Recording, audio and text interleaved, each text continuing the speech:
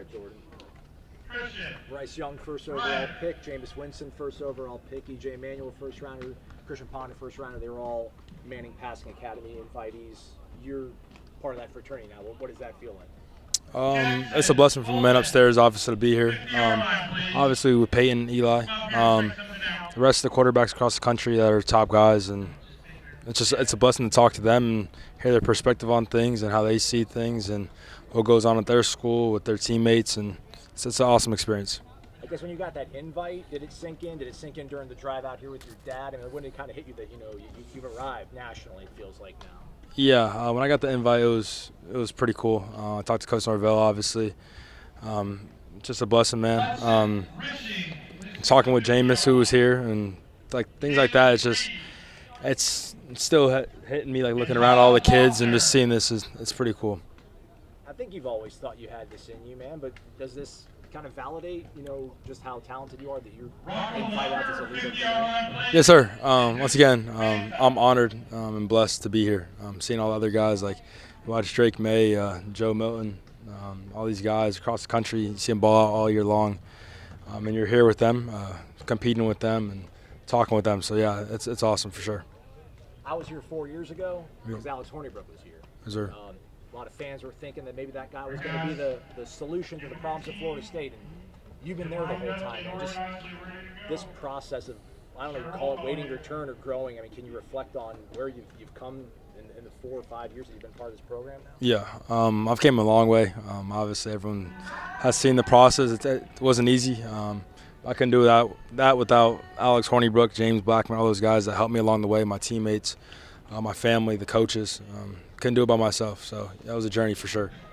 Were there turning points? I mean, was there a singular point, or there's certain things that you'll look back when you achieve your ultimate goals, where you'll look back and realize that's kind of what maybe put things in motion for you where you are now? I would just say the experience over the whole 4 or 5 years I was here at Florida State.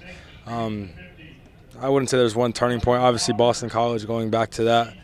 The first run I had was a touchdown. Obviously, that's the best feeling in the world, is running to the end zone, especially on your first touch at your dream school. But yeah, I would say Coach Norvell and Coach Dillingham coming in, now Coach Tokar's taking over, is probably the biggest turning point I could say that made me who I am today and the quarterback that I am. You've always had confidence, but are there different levels of confidence where you're telling yourself, but then maybe you really do believe in it, and where are you in that kind of journey, I guess? I'm as confident as I've ever been, obviously. Going into my 6th year of college, so it's time to flip that switch and be confident. But when you have teammates like I have, it's pretty easy to be confident. You got an offensive line that it's really special. You got receivers across the entire field that you can throw the ball up and they can go get it. Defense is really good. We have Ryan Fitzgerald as our kicker. It's a blessing, man. How have those workouts been? How Keon Coleman, can we speak about him specifically? What have you seen from him? What are your impressions of Keon out there working? He's insane. He's a really good player. He works really hard, always has a smile on his face, which is important to me. It's the type of person you are. After having that meeting with Eli and Peyton, they always talk about you have to be a good person. That's a big thing. You can't just be a good football player. You have to be a special person. I think Coach Norvell recruits great players, but also great people at the same time. So, he's been making big plays and one-on-ones that we've been having player-ran practices. He's really special. It seems like every day some new list comes out about top player at this position, top player at that position. There's somebody from Florida State on that list.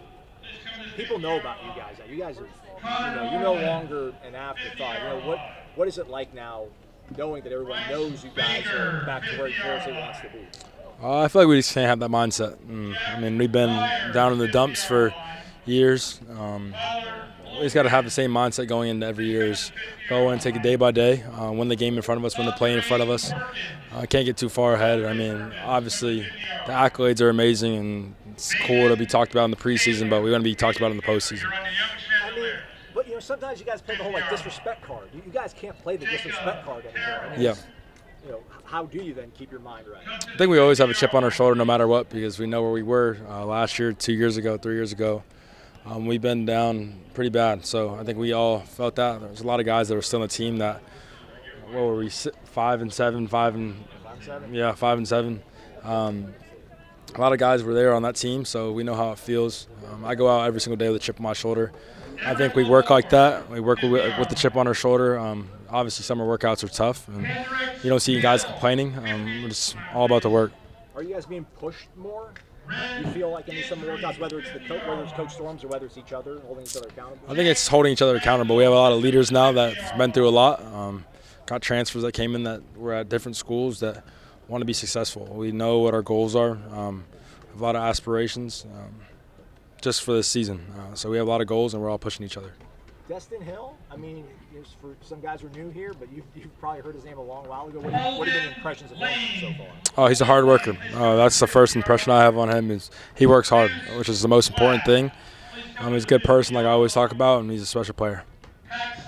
What's it like with all these weapons right now? Like in PRP, I mean, you're just like, I know you want to get, chemistry with everybody, but the fact that you have so many weapons, I mean, how do you, I know you're not taking that for granted, but what does that do for your job and your confidence?